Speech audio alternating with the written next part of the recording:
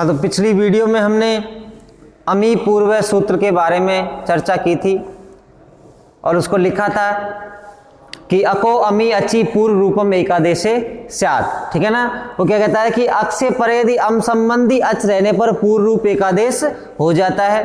कौन सा एकादेश? पूर्व रूप, अर्थात पहले वाला जो रूप है वही आदेश हो जाता है। ठीक है ना। अमी पूर्व, उसका उदाहरण हमने बनाया था रामम, द्वितीया का एक वचन। ठीक है ना।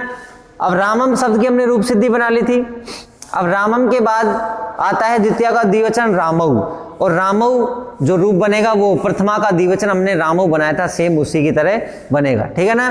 अब प्रथमा के बहुवचन की बात आती है रामान, कि रामान शब्द कैसे सिद्ध होगा। तो रामान शब्द की जब सिद्धि बनाएंगे उससे पहले हमको दो सूत्र और पढ़ने पड़ेंगे। एक सूत्र है, तो अगला सूत्र जो है वो उसकी हेडिंग डालिए लसक्व तद्धिते। कौन सा सूत्र है? लसक्व तद्धिते से। प्रथम वर्ष में भी इसको लिखा दिया था मैंने आपको, वैसे इत्संज्ञा करने वाला सूत्र है लसक्व तद्धिते, लसक्व तद्धिते। तो हेडिंग डालिए लसक्व तद्धिते सूत्र। ठीक है ना। लसक्व तद्धिते, लसक्व तद्धिते। ठीक है ना। वे और आएगा लसक्व तद्धिते। ठीक है। लसक्व तद्धिते सूत्र क्या करता है? देखिए इसकी वृत्ति लिखिए, प्रत्याद्यौ, प्रत्यआद्यौ तद्धित वर्ज्य, सॉरी इसकी वृत्ति है तद्धित वर्ज्य, अर्थात तद्धित प्रत्यय को छोड़ करके। ठीक है ना। तद्धित वर्ज्य प्रत्याद्या, तद्धित वर्ज्य प्रत्याद्या, तद्धित वर्ज्य प्रत्याद्या लशक वर्गः, लशक वर्गः इतः शिव, इतः शिव। ये इसकी वृत्ति है। ठीक है ना। लसक तद्धिते की वृत्ति क्या है? तद्धित वर्ज्य प्रत्याद्या लशक वर्गः इतः स्यु, अर्थात ये इत्संज्ञा करने का सूत्र है। कौन सी संज्ञा करता है? इत्संज्ञक सूत्र है। अब इत्संज्ञक सूत्र हमने पढ़ लिए थे, वैसे इसको भी मैंने लिखा दिया था पहले, लेकिन ये आता है इसकी वृत्ति क्या है, इसका अर्थ क्या है। ठीक है ना। तो देखिए इसके अर्थ को समझिए। ये सूत्र क्या कहता है कि तद्धित वर्ज्य, अर्थात तद्धित प्रत्यय को छोड़ करके, वर्ज का मतलब होता है छोड़ना, प्रत्यय आद्या, प्रत्यय के आदि यानी प्रारंभ में स्थित, लय से क वर्ग इतः स्यु, अर्थात लय और से तथा क वर्ग की संज्ञा होती है। ठीक है ना। तद्धित प्रत्यय को छोड़ करके, तद्धित प्रत्यय को छोड़ करके जो प्रत्यय के, अब तद्धित प्रत्यय को छोड़ करके, अब देखिए तद्धित ये प्रत्यय होते हैं, प्रत्यय जो होते हैं तीन प्रकार के होते हैं। कितने प्रकार के होते हैं? तीन। नंबर एक होते हैं कृत प्रत्यय या कृदंत प्रत्यय, कृत या कृदंत प्रत्यय। नंबर दो होते हैं तद्धित प्रत्यय, और नंबर तीन होते हैं स्त्री प्रत्यय। कौन से प्रत्यय? स्त्री प्रत्यय। ये तीन प्रकार के प्रत्यय होते हैं। ठीक है ना। तो ये कहता है कि तद्धित वर्ज्य, अर्थात तद्धित प्रत्यय को छोड़ करके, इन प्रत्ययों को छोड़ करके। और तद्धित, अब देखिए कृत प्रत्यय है या कृदंत प्रत्यय है, उस धातुओं के साथ जुड़ते हैं। इनका प्रयोग किसके साथ होता है? धातुओं के साथ। ठीक है। धातुओं के साथ कृदंत का होता है। तद्धित प्रत्ययों का प्रयोग शब्दों के साथ होता है। किसके साथ होता है? शब्दों के साथ में होता है। ठीक है ना। और स्त्री प्रत्यय, स्त्री प्रत्यय जो शब्द, जो प्रत्यय पुल्लिंग शब्दों को स्त्रीलिंग में बदल देते हैं, उन प्रत्यय को क्या कहते हैं? हम स्त्री प्रत्यय कहते हैं। ठीक है ना। तो ये सूत्र क्या कहता है कि तद्धित प्रत्यय को छोड़ करके, अर्थात जो शब्दों के साथ जुड़ते हैं ऐसे प्रत्ययों को छोड़ करके, प्रत्यय के आदि, अर्थात जो प्रत्यय है उस प्रत्यय के आदि यानी प्रारंभ में, आदि का मतलब प्रारंभ में स्थित, लय से क, अर्थात इस लय की, इस से की और क वर्ग, लय से और क वर्ग, और क वर्ग में आता है क, ख, ग, घ और ङ। इन वर्णों की क्या करता है? ये इस संज्ञा करता है, तद्धित प्रत्यय को छोड़ करके लय से और क वर्ग की। देखिए जैसे ये प्रत्यय था सप, कौन सा प्रत्यय था? सप। कर्तरी सप से सप प्रत्यय आता है, तो सप में हलंत्यम से पैकित संज्ञा हो जाएगी, या तस्य लोपे से उसका लोप हो जाएगा। ठीक है ना। ये धातु से आता है सप प्रत्यय। किससे आता है? धातु से आता है। ठीक है ना। अब ये धातु से आता है और तद्धित प्रत्यय नहीं है, तो देखिए ये सब प्रत्यय तो प्रत्यय के आदि में स्थित क्या है, स वर्ण है। प्रत्यय के आदि में स्थित क्या है, स वर्ण है। तो स वर्ण है तो ये देखिए ये लसक तद्धित क्या कहता है कि प्रत्यय के आदि में स्थित ल से, ये से आ रहा है और क वर्ग की संज्ञा होती है, ठीक है ना। तो ये स है तो लसक तद्धित से स की भी क्या हो जाएगी संज्ञा, तस्य लोप इसका लोप, तो क्या शेष रहेगा, सब में ए शेष रहेगा, ठीक है ना। ऐसे एक प्रत्यय होता है ल्यप प्रत्यय। कौन सा प्रत्यय होता है, ल्यप प्रत्यय। तो ल्यप प्रत्यय में पै की हलंत्यम से संज्ञा, तस्य लोप इसका लोप। अब देखिए ये प्रत्यय है और ल्यप प्रत्यय है, इसके आदि में क्या है, ले वर्ण है, तो ले वर्ण की इस लसक तद्धित से क्या हो जाएगी, इत संज्ञा और तस्य लोप इसका लोप। तो ल्यप प्रत्यय में शेष क्या रहेगा, यह शेष रहेगा। क्या शेष रहेगा, यह शेष। समझ में आ गया। तो ये क्या कहता है, तद्धित प्रत्ययों को छोड़ करके प्रत्यय के आदि यानी प्रारंभ में स्थित लय से तथा कैवर्ग की संज्ञा होती है। और तद्धित प्रत्यय किसके साथ जुड़ते हैं, शब्दों के साथ। प्रत्यय तीन प्रकार के होते हैं, कृत, तद्धित और स्त्री प्रत्यय, ठीक है ना। तो ये तद्धित भी हमने समझ लिया। तो अब इसका अर्थ लिखिए, लसक तद्धित सूत्र क्या कहता है, तद्धित वर्ज्य अर्थात तद्धित प्रत्ययों को छोड़ करके, तद्धित प्रत्ययों को छोड़ करके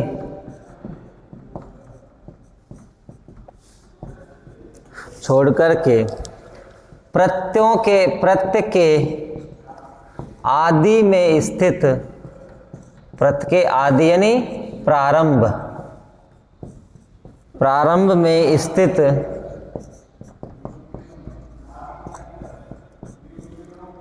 लय, श तथा कवर्ग, लय से तथा कवर्ग। और कवर्ग में कौन कौन से वर्ण आते हैं, क। यदि प्रत्यय के आदि में ये क होगा उसकी, यदि प्रत्यय के आदि में ख होगा उसकी, ग होगा तो उसकी, घ होगा तो उसकी और ङ होगा तो उसकी। लय से तथा कवर्ग की इत संज्ञा होती है, कवर्ग की इत संज्ञा होती है, ठीक है।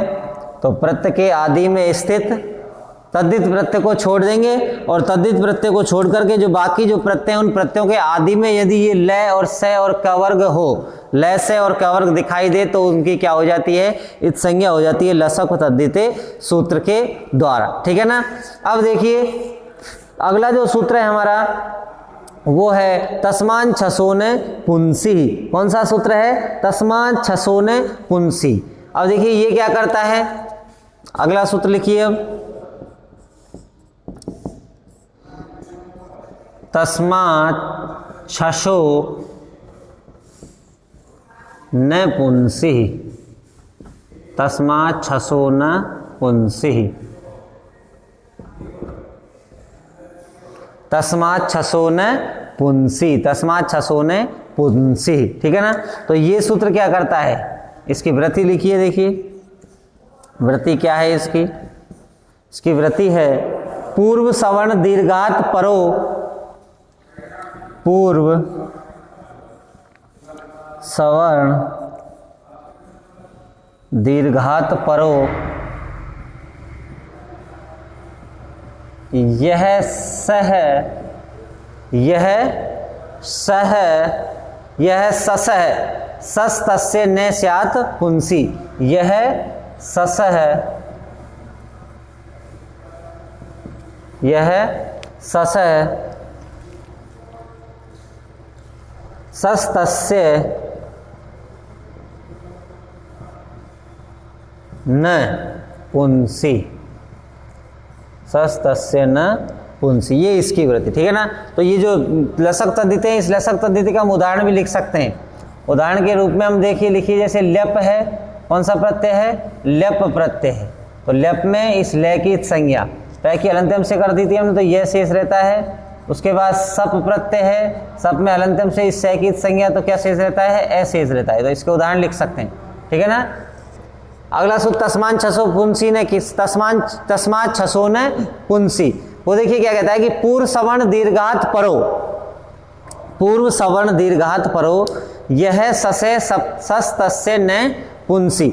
अब देखिए हम रामान शब्द को सिद्ध करेंगे बहुवचन में। वो कौन से शब्द को करेंगे, रामान को। प्रथमा का बहुवचन है, ठीक है ना। तो देखिए इसमें राम शब्द है और राम शब्द की हम प्रातिपदिक संज्ञा कर देंगे। कौन सी संज्ञा कर देंगे? प्रातिपदिक संज्ञा। और प्रातिपदिक संज्ञा करने के बाद ये द्वितीया के बहुवचन की विवक्षा में इस राम शब्द से क्या कर देंगे? हम सस प्रत्यय ले आएंगे। कौन सा प्रत्यय ले आएंगे? सस प्रत्यय, ठीक है ना। अब इस सस प्रत्यय है, इस सस प्रत्यय की विभक्ति से सूत्र से विभक्ति संज्ञा हो जाएगी, और विभक्ति संज्ञा जब इसकी हो जाएगी तो हलंत्यम सूत्र इस से का लोप करेगा, तो नए विभक्तो तुस्मा इस से का लोप का क्या कर देगा? निषेध कर देगा। क्यों? क्या कहता है वो कि विभक्ति प्रत्ययों में स्थित क्या होती है? से तथा विभक्ति स्थित तय से में, अर्थात तुस्मा अर्थात तय वर्ग से तथा मैं की संज्ञा नहीं होती है, तो नए विभक्तो तुस्मा इसका निषेध कर देगा। तो स्थिति क्या रहेगी? राम धन सस रहेगी, ठीक है ना। तो अब ये सस प्रत्यय, ये प्रत्यय के आदि में स्थित है, तो लसक तद्धित जो सूत्र अभी अभी हम पढ़ा था, इस सस में से की संज्ञा कर देगा, और इससे क्या होने के बाद तस्य लोपे सूत्र से उस से का क्या हो जाएगा? से का लोप हो जाएगा। तो लोप हो जाएगा तो स्थिति क्या बचेगी हमारी? राम धन अस बचेगी। क्या स्थिति बचेगी? राम धन अस बचेगी, ठीक है ना। अब देखिए हमने एक सूत्र पढ़ा था, प्रथमयो पूर्व सवर्ण है। प्रथमयो पूर्व सवर्ण है, वो क्या कहता था? अकह प्रथमा द्वितीया योरचि, ठीक है ना। अर्थात अक यानी कि अक प्रत्यार के वर्ण के बाद यदि प्रथमा और द्वितीय व्यक्ति से संबंधित कोई अच रहता है, अच का मतलब कोई स्वर वर्ण रहता है, तो वहां पर पूर्व सवर्ण दीर्घ एकादेश हो जाता है। तो ये क्या है? अक है, अक प्रत्यार का वर्ण है, सामने द्वितीय व्यक्ति से संबंधित अच है, तो यहाँ पर क्या हो जाएगा? पूर्व सवर्ण दीर्घ एकादेश हो जाएगा। तो क्या स्थिति बन जाएगी? रामास बन जाएगी, ठीक है ना। क्या स्थिति बन जाएगी? रामास। हमको बनाना क्या है? रामान, ठीक है ना। तो हमको रामान बनाना है, तो इस सस में से की संज्ञा हमने लसक तद्धित से करी, सूत्र अपनी पढ़ा था। अब देखिए ये जो तस्मात् छसो ने पुंसी है, ये सूत्र काम आएगा इस स्थिति में, रामान बनाने में ये सूत्र आएगा। तो देखिए क्या कहता है कि पूर्व सवर्ण दीर्घात परो, पूर्व सवर्ण दीर्घात परो, अर्थात पूर्व सवर्ण दीर्घ के परे। अभी हमने प्रथम पूर्व सवर्ण से जो हम मैग में जो पूर्व सवर्ण दीर्घ किया था, अस में सस प्रत्यय में जो अस बचा था, उस अस और मैं में जो था उन दोनों के स्थान पर प्रथम पूर्व सवर्ण से जो हमने दीर्घ किया था, तो पूर्व सवर्ण दीर्घात परो, अर्थात पूर्व सवर्ण दीर्घ से परे, रामा से, ठीक है ना। पूर्व सवर्ण दीर्घात परो यानी पूर्व सवर्ण दीर्घ से परे, यह ससे जो सस प्रत्यय है, यह सस यानी जो सस प्रत्यय है, सस प्रत्यय ये सस प्रत्यय ही है, ठीक है ना। सस का मतलब कभी अस बच रहा है तो सस का ही बोध कराता है। सस तस्य न पुंसी, उस सस प्रत्यय में जो स है, क्या है? से, उस से के स्थान पर क्या हो जाता है? न हो जाता है। क्या हो जाता है? न हो जाता है, पुंसी। और पुंसी का मतलब होता है पुल्लिंग में, पुंसी का मतलब क्या होता है? पुल्लिंग में। अर्थात जब हम पुल्लिंग के रूप बनाएंगे तो ही सस में जो से है उस से के स्थान पर न होगा, स्त्रीलिंग और नपुंसक लिंग में नहीं होगा, ठीक है ना। तो इस सूत्र का अर्थ समझ में आ गया। तो ये क्या करेगा? इस पूर्व सवर्ण दीर्घात परो, ये सस है, सस तस्य न पुंसी, ये क्या कर देगा? इस से के स्थान पर क्या करता है? न करता है। और न कब करता है? पुल्लिंग में करता है। कब करता है? पुल्लिंग में करता है। यदि पुल्लिंग में नहीं होगा तो उस से के स्थान पर न नहीं होगा, ठीक है ना। तो अब देखिए इसका अर्थ लिखिए, क्या कहता है ये? तस्मात् छसो ने पुंसी का अर्थ लिखिए।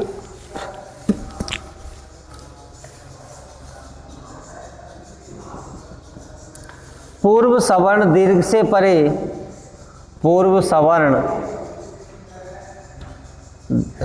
दीर्घ से परे जो सस प्रत्यय है, जो सस प्रत्यय है, उस सस प्रत्यय के, उस सस प्रत्यय के से के स्थान पर, से के स्थान पर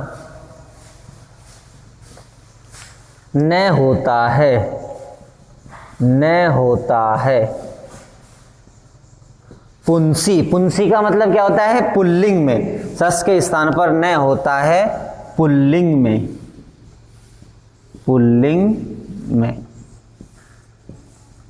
स्त्रीलिंग और नपुंसक लिंग में सस के से के स्थान पर न नहीं होगा, ठीक है ना। तो पूर्व सवर्ण दीर्घ से परे, अर्थात जो प्रथम पूर्व सवर्ण से जो हमने पूर्व सवर्ण दीर्घ किया था, उस पूर्व सवर्ण दीर्घ से परे जो सस प्रत्यय है, जो सस प्रत्यय का मतलब का जो बता था, तो सस प्रत्यय में जो स है, लास्ट वाला जो स है, इसकी अलंत्यम सहित संज्ञा नहीं की थी, नए तो तुस्मा ने क्या कर दिया? निषेध कर दिया। तो सस प्रत्यय है, उस सस प्रत्यय के से के स्थान पर न होता है पुल्लिंग में, अर्थात पुल्लिंग में। पुल्लिंग का जब हम रूप बनाएंगे तो ही सस के स्थान पर क्या होगा? न होगा, ठीक है, ये सूत्र समझ में आ गया। अब देखिए एक सूत्र और आता है हमारा अगला, वो है अट कुप वांग नुम वयावे अपि। अट कुप वांग नुम वयावे अपि। तो अगला सूत्र लिखिए, हेडिंग डालिए अगले सूत्र की, अट कुप वांग नुम वयावे अपि।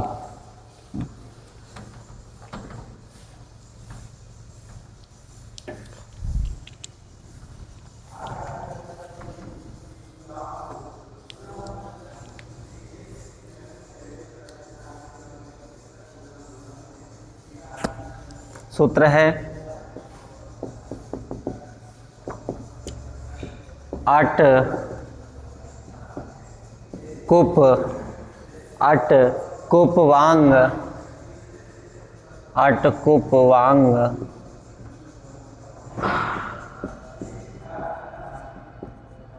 नुम अट कुप वांग नुम वयवाए अपि। अट कुप वांग नुम वयवाए अपि, ठीक है ना। सूत्र की उच्चारण की इसका, अट कुप वांग नुम वयवाए अपि, वयवाए अपि, ठीक है ना। अभी देखिए इसकी वृत्ति लिखते हैं सबसे पहले, अट कैवर्ग पैवर्ग आंग नुम, वृत्ति है इसकी अट कवर्ग पवर्ग आंग नुम। अट कवर्ग पवर्ग आंग नुम एतैर व्यय स्तैर यथा संभवम, एतैर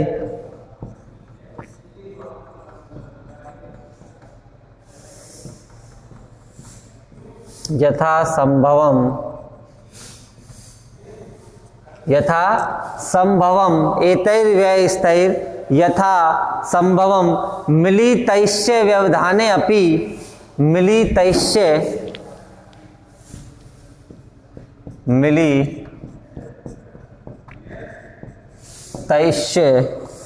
मिलितैश्य व्यवधाने अपि, व्यवधाने अपि मिलितैश्य व्यवधाने अपि रसाभ्याम परस्य नस्य णे स्यात् समान पदे। रसाभ्याम परस्य नस्य णः स्यात्, नस्य णः स्यात् समान पदे, समान पदे। ह्रस्य परस्य न स्यात् समान पदे इति प्राप्ते, इति प्राप्ते, ये इसकी वृत्ति है। वृत्ति थोड़ी लंबी है, सूत्र इंपोर्टेंट है। अट कुप वांग नुम व्यवाये अपि, इंपोर्टेंट सूत्र है। देखिए ये क्या कहता है कि अट कुप वांग नुम व्यवाये अपि, हमने रामास तक हमारी जो सिद्धि थी वो कंप्लीट, हमने उसकी स्थिति हमने जान ली थी कि रामास में जो स है उस स के स्थान पर तस्मात् छसो ने पुंसी से न हो जाएगा, ठीक है ना। तो रामान हमारा रूप ये सिद्ध हो गया था। तो देखिए ये सूत्र क्या कहता है, अट कुप वांग नुम व्यवाये अपि, ठीक है ना। तो ये क्या कहता है कि अट कैवर्ग पैवर्ग आंग और नुम, ये इसमें दे रखे हैं। अट का मतलब क्या होता है, देखिए ये अट है, इस अट का मतलब होता है अट प्रत्याहार। अट क्या है, एक प्रत्याहार है। अट क्या है, प्रत्याहार है। और अट प्रत्याहार में कौन कौन से वर्ण आएंगे, ऐसे लेकर के है ये वेरेटे जो सूत्र है उस सूत्र के टे तक सारे वर्ण आएंगे। अर्थात ए यू रील री ए ओ आई औ है ये वे रे, ये वर्ण आते हैं अट प्रत्याहार, ठीक है ना।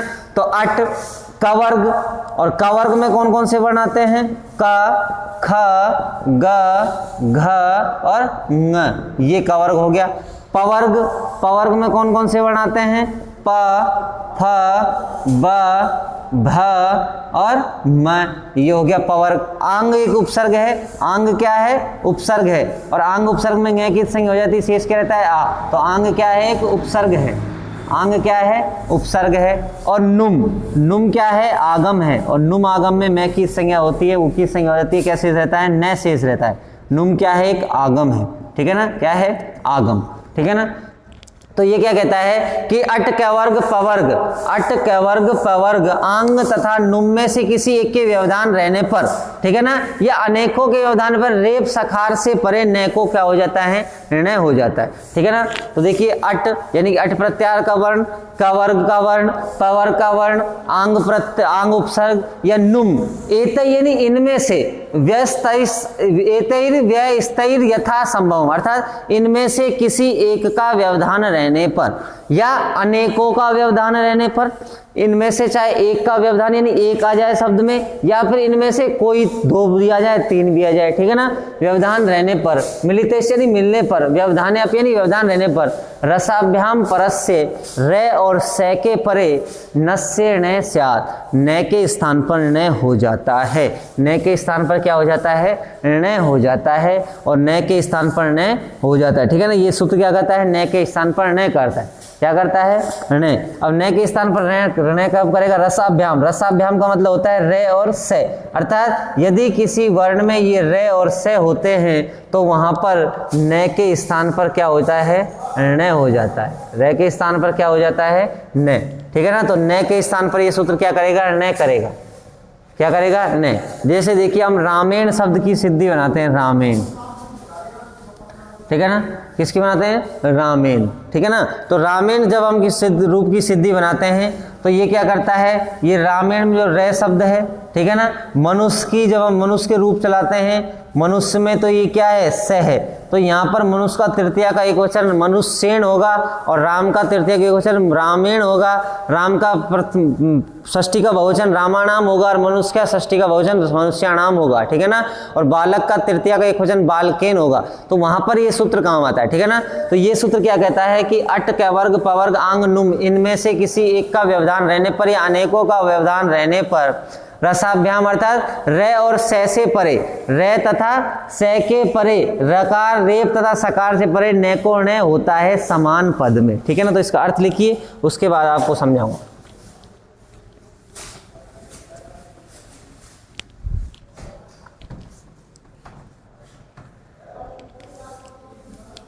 इसका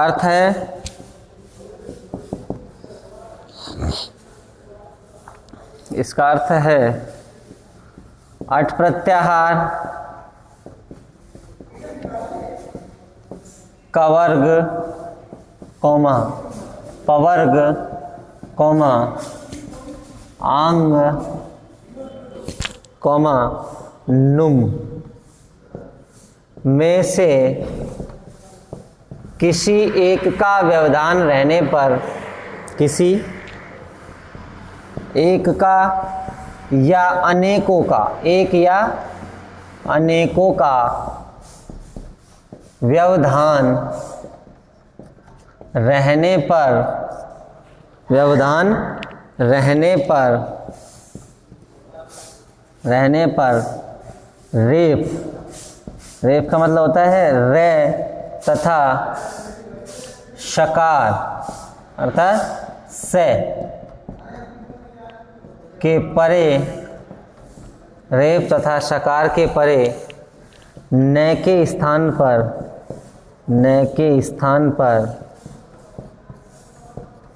निर्णय हो जाता है, न के स्थान पर क्या हो जाता है, निर्णय हो जाता है। रेप तथा सकार के परे न के स्थान पर क्या हो जाता है, निर्णय हो जाता है। जैसे देखिए हमने ये रा मा और से था तो तस्मा छसो न से पुंसी से इसको क्या कर दिया हमने, रामा से के स्थान पर न कर दिया, ठीक है ना, रामान हमारा बन गया था, ठीक है ना। तो ये क्या कहता था कि अट अर्थात अट प्रत्याहार का वर्ण हो या फिर कैवर्ग का वर्ण हो या पैवर्ग का हो, तो ये मैं है किस वर्ग का है, पैवर्ग का है, ठीक है ना, किस वर्ग का है, पैवर्ग का है। तो रेप तथा सकार के न को, रेप तथा सकार का जो न है सकार से परे, रेप तथा सकार के परे न के स्थान पर न हो जाएगा, ठीक है। तो ये रामान है तो ये न है, तो ये रे है, ये पैवर्ग का वर्ण है तो अनेकों का व्यवधान हो रहा है यहाँ पर, ठीक है ना, रे भी है, मैं भी है, ठीक है ना, आंग अर्थ आ उपसर्ग भी है और न यानी नुम भी है, ठीक है ना, नुम में न ही शेष रहता है।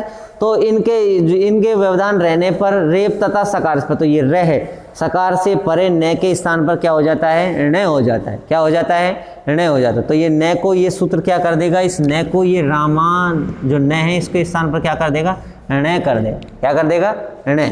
समझ में आ गया यहाँ तक। अब ये न के स्थान पर ण कर देगा तो ये हमारा रूप असिद्ध सिद्ध हो जाएगा। तो अगला जो सूत्र है वो है पदांतस्य। कौन सा है, पदांतस्य। वो पदांतस्य सूत्र क्या कहता है,